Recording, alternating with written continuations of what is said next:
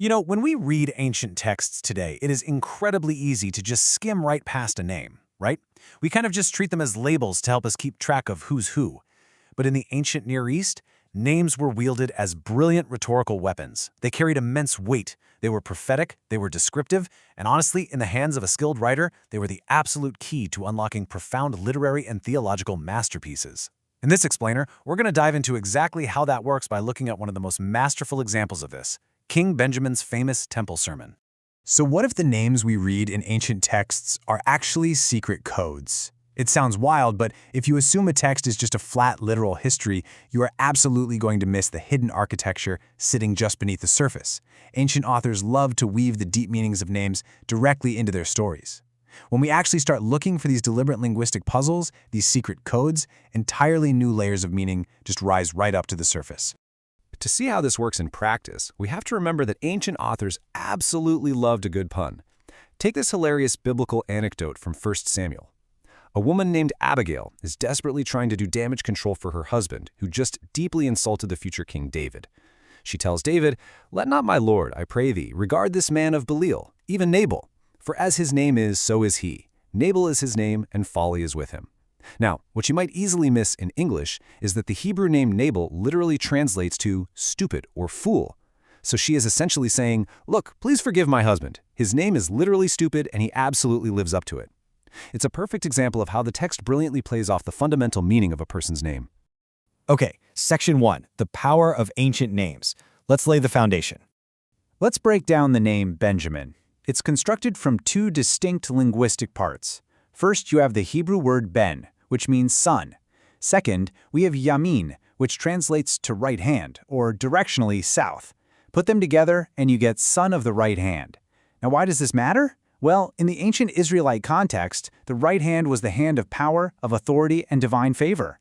So to be the son of the right hand was to be a royal son, someone positioned in a place of ultimate privilege and absolute strength.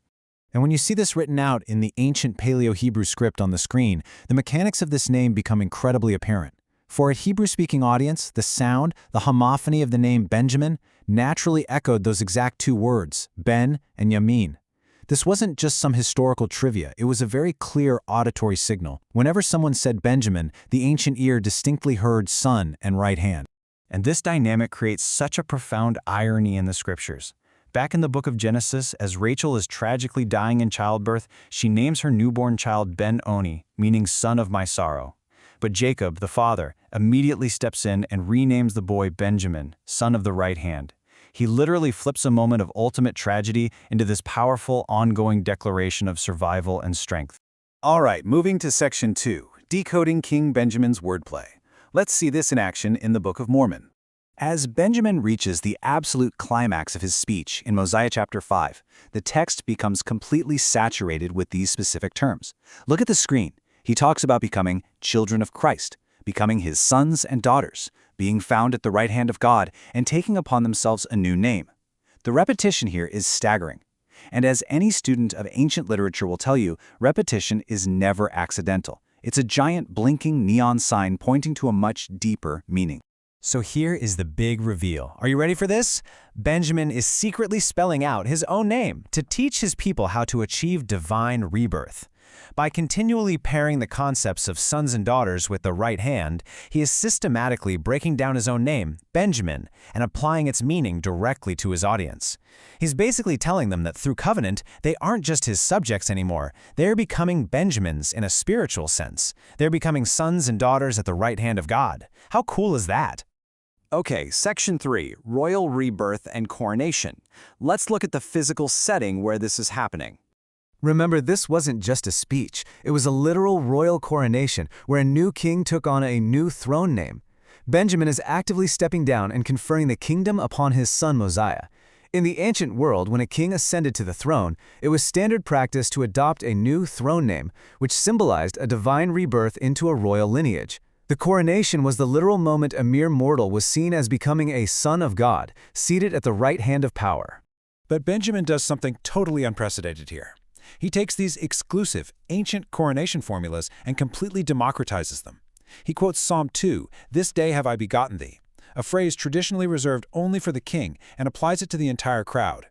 He merges this with Deuteronomy's promise that ye are children of the Lord, and caps the whole thing off with the ultimate enthronement text from Psalm 110, sit thou at my right hand.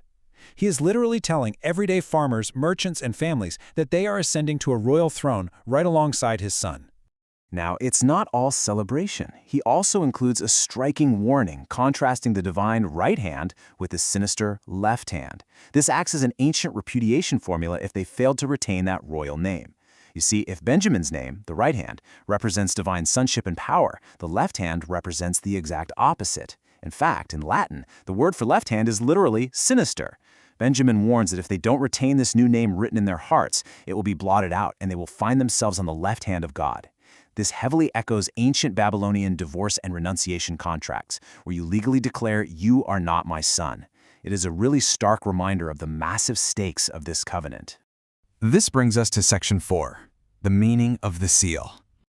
Take a look at these artifacts on the screen. These are literal tools of ownership from the ancient world, a cylinder seal and a 7th century BC bronze seal ring. Back then, when people wanted to prove something belonged to them, they didn't just sign a piece of paper. They used physical seals exactly like these to imprint their unique mark, their literal name, right onto the object itself. So when Benjamin tells the people that God will seal you his, he is directly invoking this mechanical, earthly practice to explain an eternal spiritual truth. In the ancient world, you'd wrap an object in twine, slap a piece of wet mud on the knot, and press your signet ring right into it. The inscription literally read, belonging to whoever owned the seal.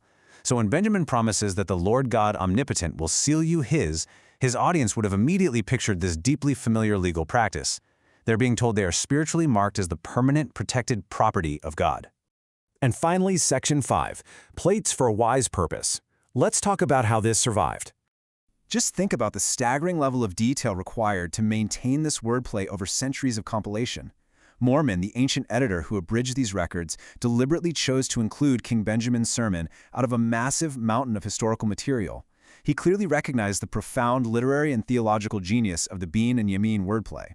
As you can see from the breakdown on screen, the structure of the book itself was meticulously organized and engineered to preserve these exact rhetorical masterpieces so they could be decoded by future generations. Ultimately, King Benjamin wasn't just giving a nice speech, he was weaving his very identity into a profound ritual of royal rebirth. Understanding this completely changes how we read these texts, doesn't it? It challenges us to look a little closer, to dig a little deeper, and to realize that these ancient authors were architectural geniuses of language. So I leave you with this thought. If decoding just one ancient name reveals this much mechanical brilliance, what else is waiting to be discovered the next time you open an ancient text?